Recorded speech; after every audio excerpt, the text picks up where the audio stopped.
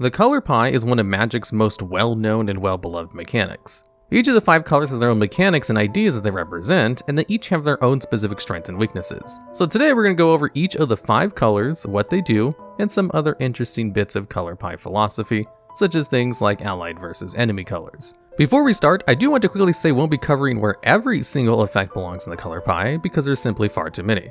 It would take a very long time to go over an exhaustive list, so we're going to go over the biggest hits in this video. Starting us off, we're going to start with white. White's philosophy is associated with things like law, order, peace, fairness, and equality. He's kind of the goody two-shoes of the colors, and generally has most of the archetypical heroic characters. Of course, there are more than a fair share of white villains in lore who turn these apparent noble traits on their head, valuing order and peace over the well-being of others. Magic is careful to make none of its colors the good guy. White can take its obsession with order or the collective too far, and can justify some pretty horrendous things.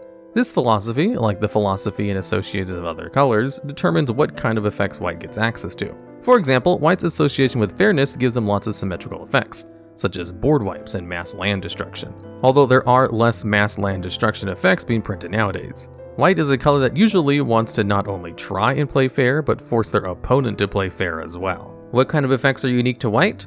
White gets lots of life gain to represent its devotion to peace. As we said earlier, it gets lots of board wipes, but it also gets some pretty good single target removal as well. White gets cards like Path to Exile, an instant with a mana cost of 1 white that exiles any creature, but gives its controller a basic land to replace it. There are also cards like Banishing Light, which exiles any non-land permanent when it enters the battlefield, but it returns to the battlefield whenever Banishing Light leaves the battlefield. So white does get some pretty strong creature removal. The thing that competitive players probably know white the best for, however, is rule setting effects. White has cards like Rule of Law, which makes it so that neither player can cast more than 1 spell each turn, and Hushbringer, which makes it so that creatures enter the battlefield or leaving the battlefield don't cause abilities to trigger. All colors get some kind of rule setting abilities every now and then, but white is the most famous for it and gets them the most often. White is a color that gets to search your library for small creatures, artifacts and enchantments, or planeswalkers. Searching your library for cards is usually called tutoring by the community. Now, Wizards doesn't print a ton of tutors, and sometimes these tutor effects are replaced with looking at some number of the top cards of your library and grabbing one of the cards you find there. The last thing that white really excels at is creature token spam. Not only does white get the most and the best creature token generating cards, it also gets lots of cards that give all their creatures a stat boost, 2 abilities that synergize really well with each other. Now, what effects are white good at, but not the best at? White gets artifact and enchantment destruction, but green is just as good at destroying those types of cards. White is also the only color besides black that gets creature reanimation, with white being one of the few colors that gets artifact reanimation alongside red. What kind of creatures does white get? White gets lots of well-statted creatures, and other creatures can have keyword abilities like lifelink, which means whenever that creature deals damage, you gain that much life, first strike, which means that creature deals combat damage before the other creature, double strike, which means the creature deals first strike combat damage and normal combat damage, letting it hit twice, flying, which means it can't be blocked by creatures without flying, and vigilance, meaning the creature can attack without having to tap. What are white's strengths and weaknesses as a color? White is very good at swarming the board, has tons of good, efficient creatures, and pumping their creatures up. As a result, white aggro decks have been ubiquitous and fairly successful. White's combination of having good single target removal and being the absolute best color for Wrath means that it's a great color for control decks.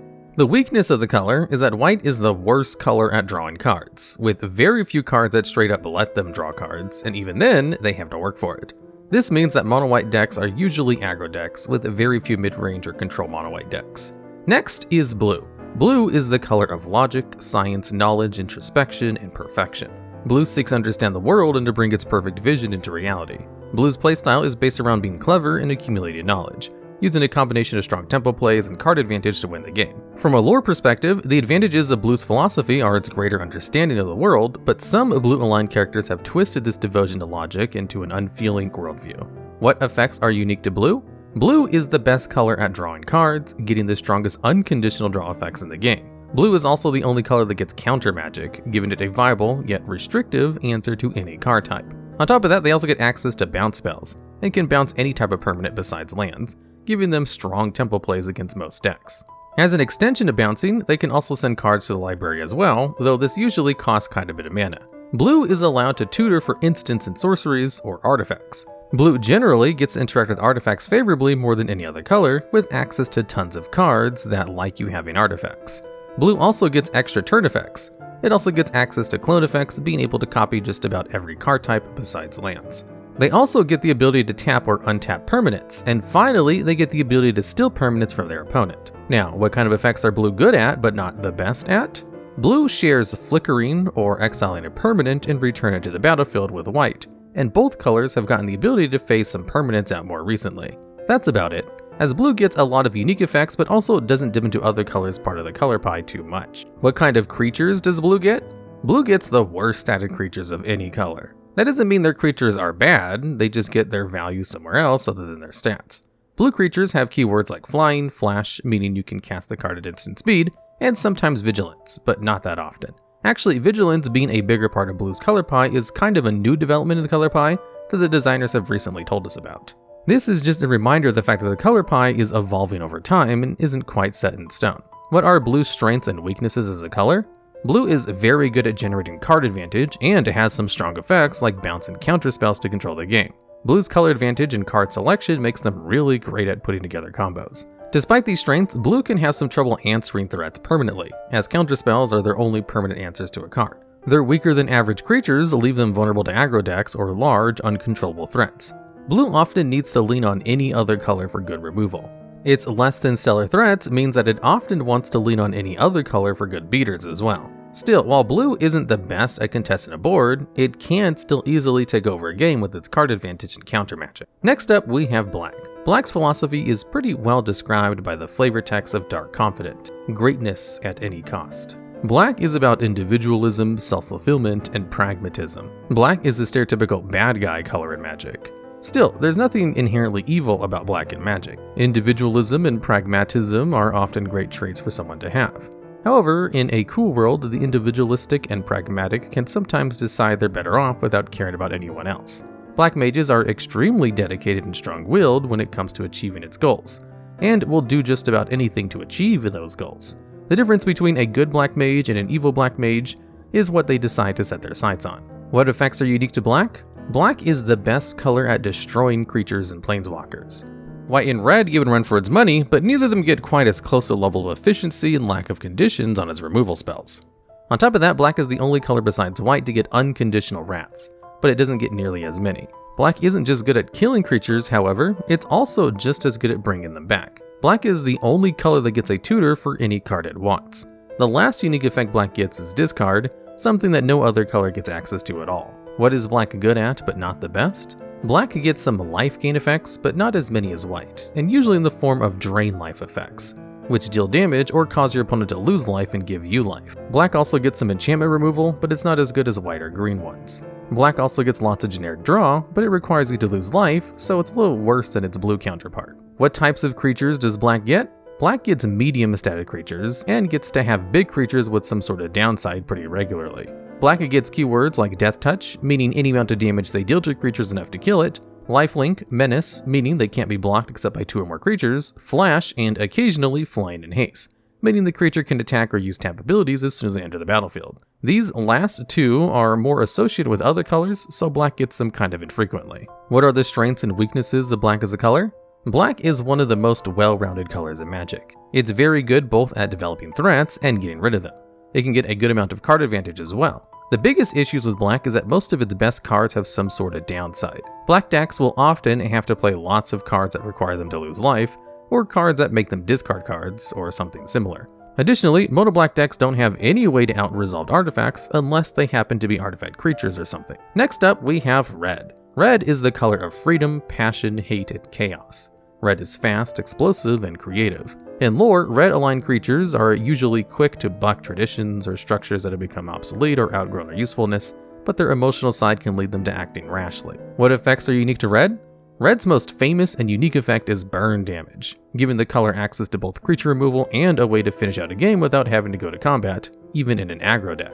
Red is also the only color that gets extra combat steps. Red is also the color that mainly gets single target land destruction, though, like with mass land destruction, this has slowly been phased out and Wizards doesn't print too much of it anymore. Red is also the only color that gets ritual effects, cards that temporarily boost your mana production. What is red good at, but not the best at? Red is pretty good at destroying artifacts, but only as good as green and white are. Both red and blue are pretty good at copying spells as well, but neither is really better than the other at it.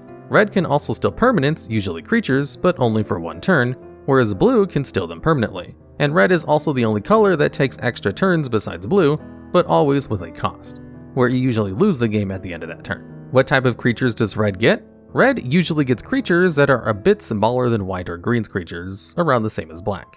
However, red does a much better job than black at being an aggro color because it loves to give its creatures haste.